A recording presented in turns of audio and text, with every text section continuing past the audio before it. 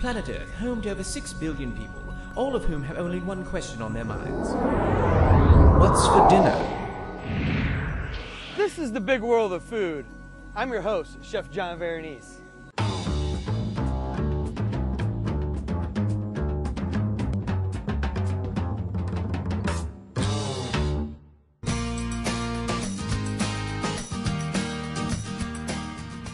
John, don't forget to eat your strawberry. Now your favorite, arugula.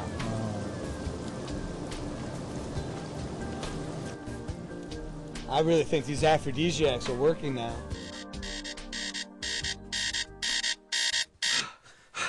Wow, aphrodisiac show. I gotta really stop working so hard. Yeah, the Aphrodisiac special. I've invited relationship expert Jean Campbell here today to help explore the mysteries behind the art of seduction of food, cooking for and with your partner, and also the real-life secret of keeping peace in the kitchen. Hi, Jean. How are we doing? Hi, I'm doing great. All right. Thanks for inviting me. Oh, my pleasure. Do you feel your experience with clients that you find that the way to a person's heart is through his or her stomach? Do you find that to be true at all? I think it depends a lot on the individual. For some people, food is rather utilitarian, and they really just kind of eat to live rather than live to eat. But it's almost always a nurturing kind of experience when you feed someone and when you prepare a meal for them. Well, just think about how we started off life. We started off life in our mother's and father's arms being fed. And feeding an infant is a very nurturing, kind of bonding, connecting experience. And I think that lives with us all the way into adulthood. So food has just kind of become a part of life and nurturing each other. And even in relationship, you know, when you're courting and dating, you cook for, you know, your significant other or the person that you're courting. Or you go out for a romantic dinner. And it kind of recreates some of the early conditions that surround romance. And when we're in the romantic phase of a relationship, it's when our love chemicals are all firing at their highest. You know, the testosterone levels are higher, and the dopamine and serotonin are all firing. And so I think by recreating some of the conditions of that early romantic phase, we're really encouraging romance in the relationship. And I guess also that there could be, you know, some potential issues or differences between, you know, one partner's likes or dislikes or their ability or inability to cook in the kitchen. Do you believe that the kitchen is also as important to build a healthy relationship as it is to build one in the bedroom for your clients? Have you seen that in some of your experience? I'm not sure if I'd put it on exactly the equal plane, but I think the kitchen can certainly be another place where couples can enhance their relationship by working together. When one partner is uncomfortable working and cooking in the kitchen, I think they can be given specific tasks. They can be given, you know, some things to do. And it depends a lot, too, on a couple's working style with one another and how they approach cooking. My husband, for instance, is very task-focused when he's cooking, so he's not always the one who wants me right in his way. If I'm over to the side or if I have cooked something prior to when he's ready to go, that's great, but he doesn't want to really carry on a conversation while he's cooking because he is very focused. So I think you have to respect one another's working styles in the kitchen. Well, I've heard some, like, even stories in the past of, you know, people to get along in relationships and just even cooking of, again, their likes and dislikes. You know, usually it's always been the woman that provides or technically cooks in the kitchen. Obviously not in these days. Right. Mostly, you know, restaurants are dominated primarily by male chefs. But, you know, they expect, you know, for them to even cook the way that their mothers did, or, you know, it goes back to the way they were raised and nurtured. Yes. And And they expect those standards, and sometimes when they don't get it, I see sometimes it causes issues or problems in a relationship. especially if their range of taste is very limited. It's very frustrating, I think, for anyone who's got primary responsibility for cooking to be to be handicapped by, well, I only want meat and potatoes, and don't give me that green stuff. You know, I think that makes it very difficult for the cook because it really constrains, you know, their creativity and their joy really in cooking a meal and providing for that. So I really encourage people who have more limited palates to become a little experimental. You know, they don't have to wolf down a huge portion of something, but to at least try anything new that their mate prepares for them. Yeah, I guess they should really be open to that. And other things that as the family grows or you start to have kids, and you know, it's not that bad enough that kids kind of take away from the intimate side of the relationship, now cooking for the kids even, that it changes the family meal. And Absolutely. what you're cooking and how you're eating. And kids are incredibly picky, you know, and they may go through a stage where all they want is pancakes. You know, kids are very picky, and I think it's important, you know, not to overly cater to children's pickiness, because if we just start fixing exactly what we know they're going to eat, then we're not introducing them to new foods and encouraging, you know, more variety. Definitely. I've talked to some friends of mine, at least they're chefs, that they introduce, you know, everything to their kids and really try to get them to develop their palates and have them at least to try it, you know, one time. You know, today we're here to even talk about food and love and seduction, and every year on Valentine's Day, I make a whole menu made out of aphrodisiacs to help, you know, just to enlighten the mood of Valentine's and romantic and love, and to come here. And it's become such popular. Even last year I had a lady come in and order the whole menu to go.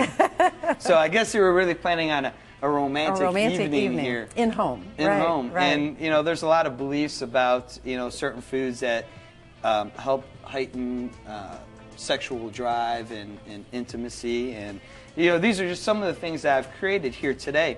I have arugula salad here, which is wonderful, with some sliced strawberries and blue cheese, almonds, and pomegranates. It's a honey pomegranate dressing. And a lot of these items in here are believed to be aphrodisiacs. Also, the arugula, one of my favorite, nice spicy green. And it increases your circulation, which helps in stamina and also sexual drive.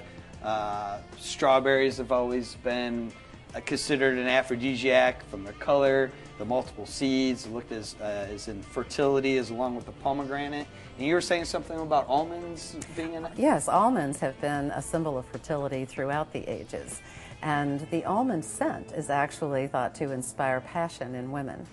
And so I think that, you know, just anything, some of the perfume manufacturers actually incorporate some of the fragrances of the spices, such as almond and vanilla, because it's supposed to kind of mimic some of the pheromones that inspire sexual desire. Very interesting. It sounds like I need to create an almond-encrusted sea bass absolutely. or something like that. A little more almonds. And this is just the pomegranate here to show you all at home that you eat the seeds out of the pomegranate, and you just pick them out individual, and they're very delicate, and most of the fruit is encrusted around the harder seed that's in the middle. And here's another thing that's always been associated with being an aphrodisiac, raw oysters. Yes. I guess this has been believed from ancient Roman times that that it's an aphrodisiac. So I've done oysters on the half shell. I've topped it with a champagne ice, and champagne's always been, again, associated with elixir of the gods. Definitely. And then the caviar. Caviar, again, has been looked at fertility, and it's also, again, high in some vitamins and minerals. So, and then we have the chocolate lava cake.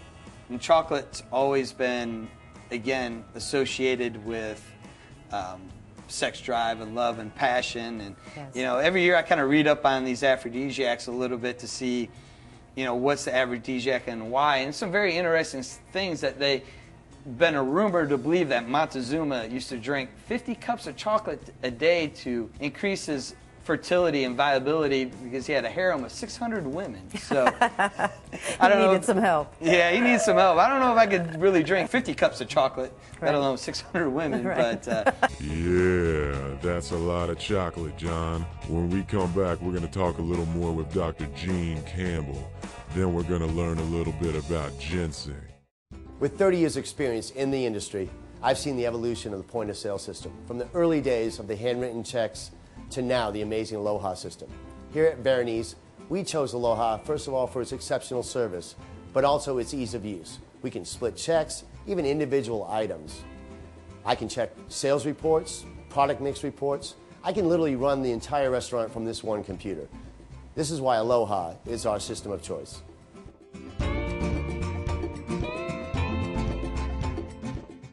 Veronese, eclectic contemporary Mediterranean cuisine, extensive wine list, Four Seasons patio, exciting atmosphere, fresh Kentucky proud local ingredients, vegetarian friendly, live jazz 7 nights a week.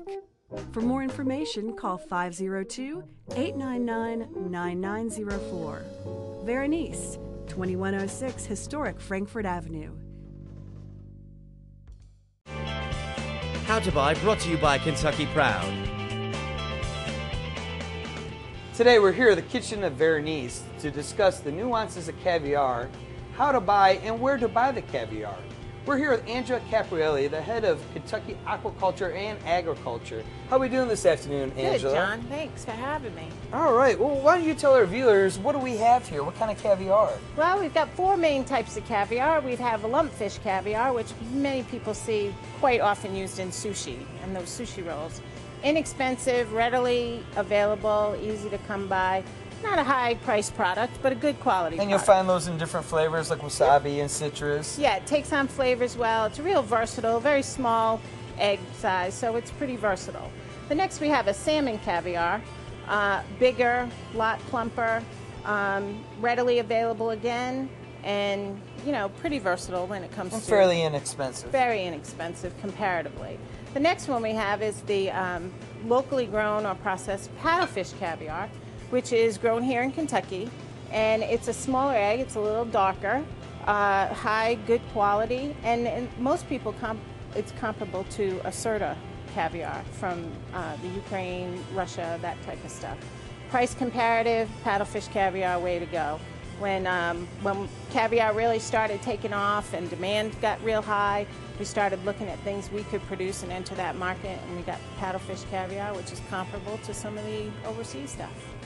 Great, and when you really don't want to spend the price and you only can find out the subtle differences in caviar, paddlefish is the way to go. Paddlefish is the way to go. Most people who are the run-of-the-mill fish buyers will not see a difference except in the price. And where can we find this caviar in the market? You can find it at Whole Foods, Good Foods Co-op, and a lot of restaurants are now serving it as part of their great meals. All right. Well, Angela, thank you for showing us where and how to buy caviar.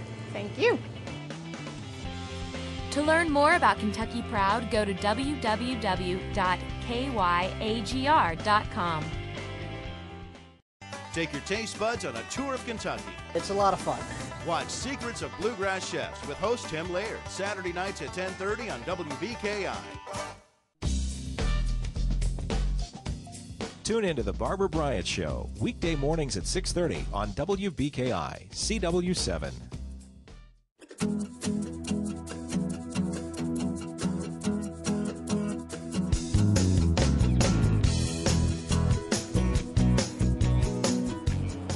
This is Kyle McCauley, culinary arts student from Sullivan University. How you doing this afternoon, Kyle? Doing pretty good. So where are you from? From Wildwood, New Jersey. Wildwood. So what brings you all the way to Sullivan University? I want to get my degree in culinary arts and maybe an associate's in baking. And then I wanted to go on to a cruise line and work there. All right, excellent. So a little warmer here in, at Sullivan from New Jersey. A little bit. A little bit? Yeah. What's your favorite thing about Sullivan so far? I love all the hands-on activity and everything like that. All the classes are great. You like creating stuff in the class? Teachers bring on different recipes and products you've never seen before? There's so much stuff I've never tried before. I usually get everything that's made every day. It's kind of like a different education every day. Yeah, try something new. So what do you want to do when you graduate from Sullivan? I wanted to get my degree and then go on to work on a cruise line and then eventually own my own restaurant. All right, so that's the long-term goal, to have your own restaurant. And yeah. See the world, travel around, cook. Yeah. What makes you want to have your own restaurant? That's a lot of work. It is. You got to live at the restaurant, but I love the thrill of working in the restaurant, all that when you're behind the line. That's a lot of fun for me. Well, Kyle, you're pretty new here in this program. What are you getting out of Sullivan University so far? Well, Definitely, it's like work experience because you have to have the food up on like a specific time, and you have to keep learning as you go. So what are you going to take with you that's going to help bring you to the next level? Definitely the timing, that's important, and all the different cooking styles. Yeah, there's definitely a lot to learn. Well, thank you. Here we go. Kyle McCauley, another future chef here from Sullivan University. Interested in a career in hospitality? Give us a call at 502-456-6505 or check us out at sullivan.edu.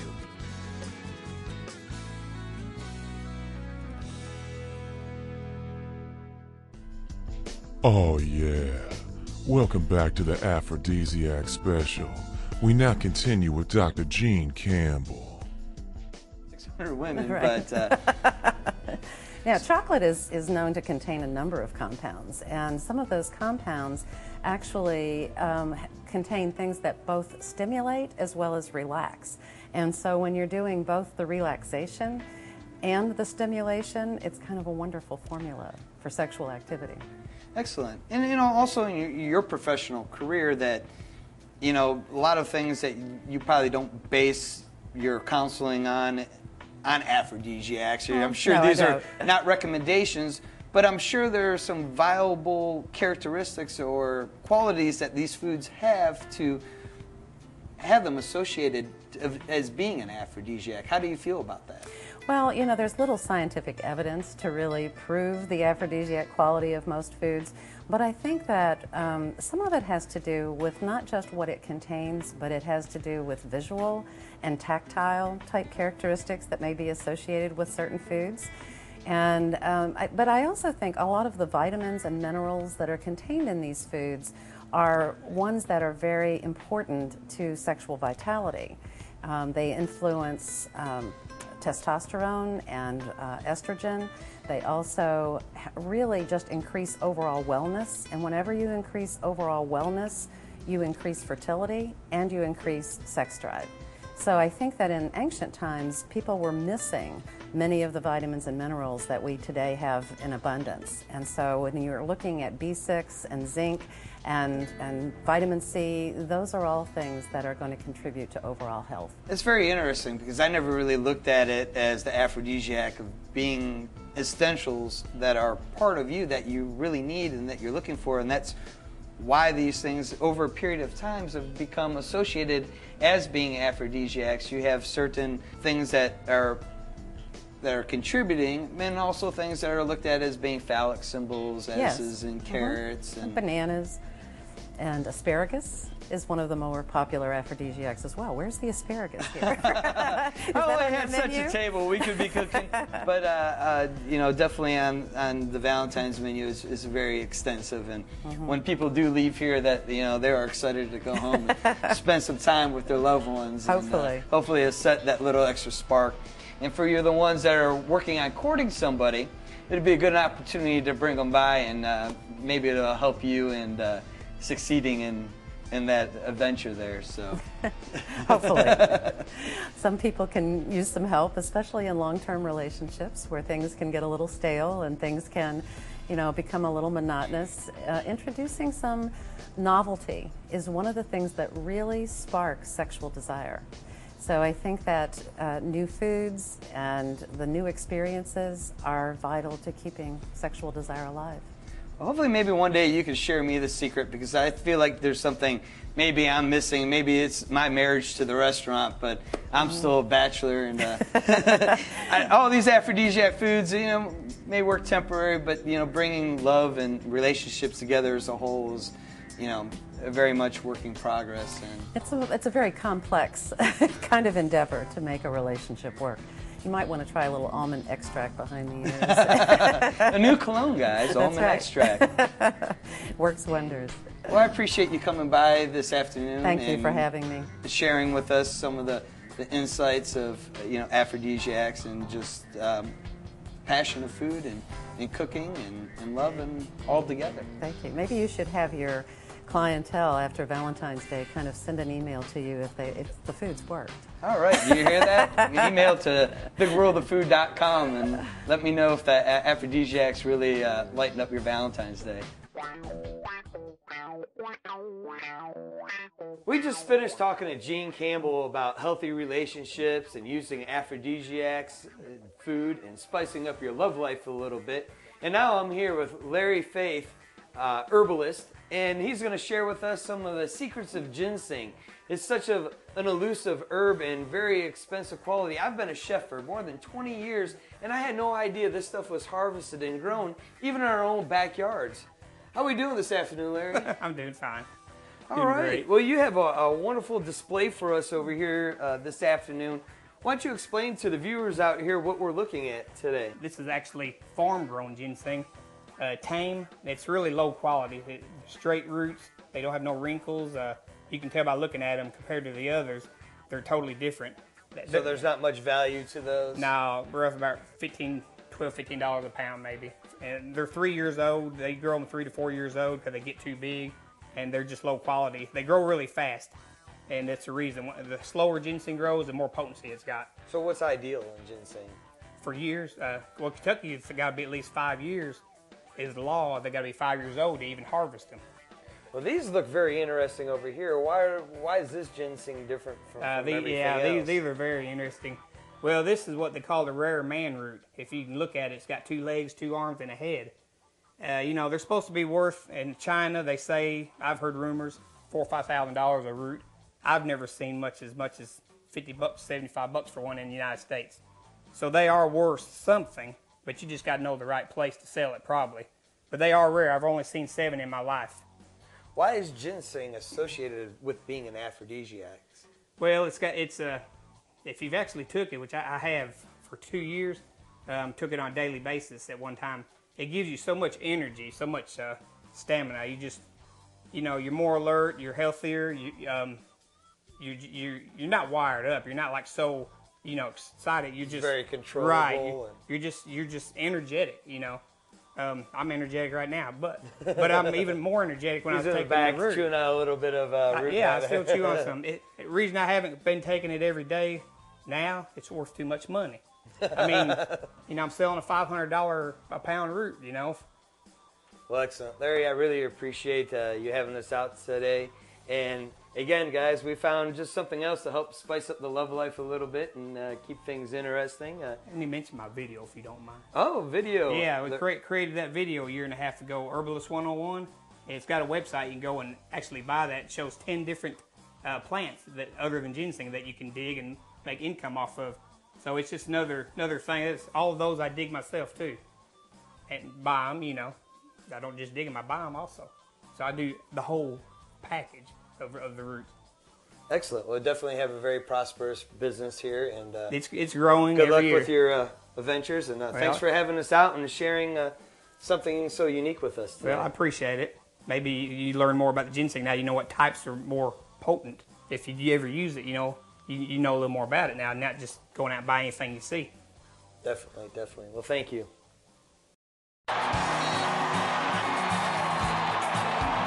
We know what it's like to be part of a great team. And the Kentucky Department of Agriculture has put one together with Kentucky's growers and food producers.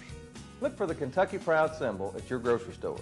The products are grown and made right here in Kentucky, so it just makes sense they're fresher and taste better. So be a part of our team. Buy Kentucky Proud. Nothing else is close. Everybody has a dream. Mine was to open my own restaurant that serves locally grown food prepared with a creative flair. And thanks to Commonwealth Bank and Trust, my restaurant is now a reality. Commonwealth Bank provided me with all the banking options I needed. They make decisions locally, provide superior service, and best of all, they treat me like family. So whatever your banking needs may be, check out Commonwealth Bank, and rest assured, you'll be in the hands of people who treat you like family. Cool Tools is brought to you by the Dine Company.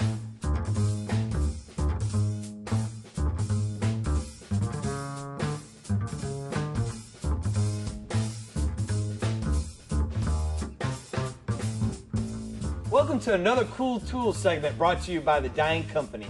Today we're going to make a little fruit parfait, and we're going to serve it in here in our crystal Stolza wine glass to make it a little more of an elegant presentation.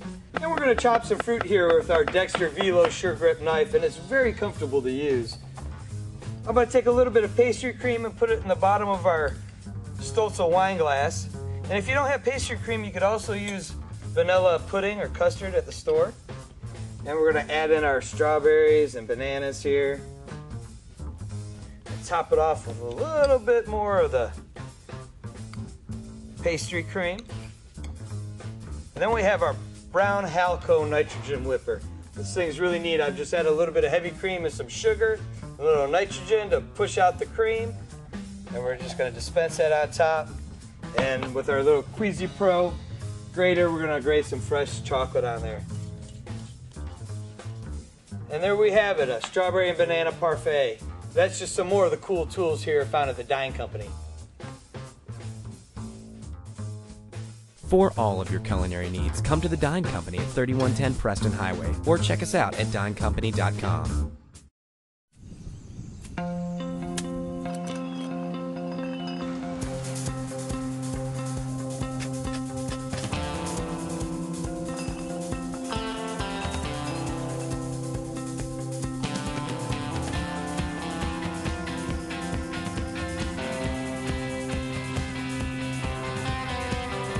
Doing things differently leads to something exceptional in an absolute world. Welcome to another exceptional experience brought to you by Absolute. Let's see what exceptional cocktail my award-winning bartender Rory is going to shake up for us today.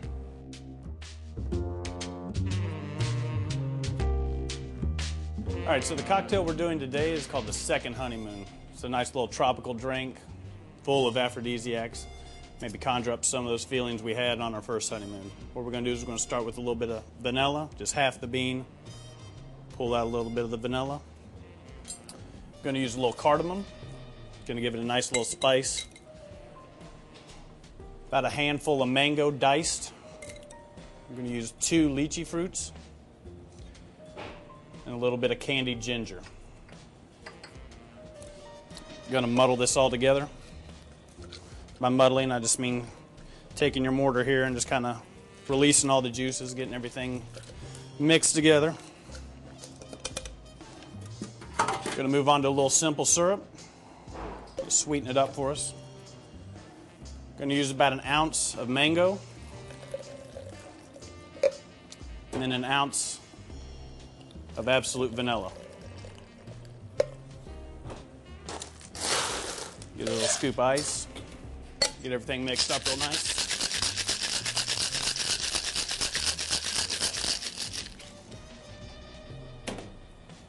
Gonna add a splash of ginger ale to brighten it up a little bit. Go ahead and strain that into our glass.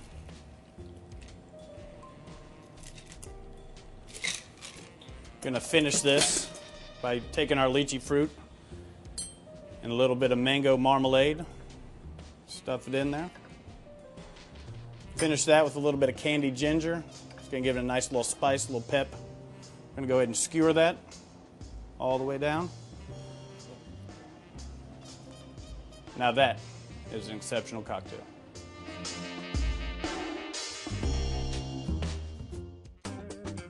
Recipe of the Week brought to you by Kentucky Proud. Today we've explored the mysteries of the heart, food to spice up your love life, and the recipe for a healthy relationship. And today I've prepared my mocha creme brulee, which was voted by Louisville Magazine the sexiest dessert in the city. It is nice, rich, lush, silky texture that's made with coffee from Red Hot Roasters. That is a stimulant. Chocolate. I even have a chocolate spring roll stick that holds warm caramel and chocolate. We top it off with some seductive whipped cream and the fertile strawberry. And for this recipe and many more, visit bigworldoffood.com. Until then, I'm your host, Chef John Veronese. And in the meantime, visit me at my restaurant, Veronese, 2106 Frankfurt Avenue.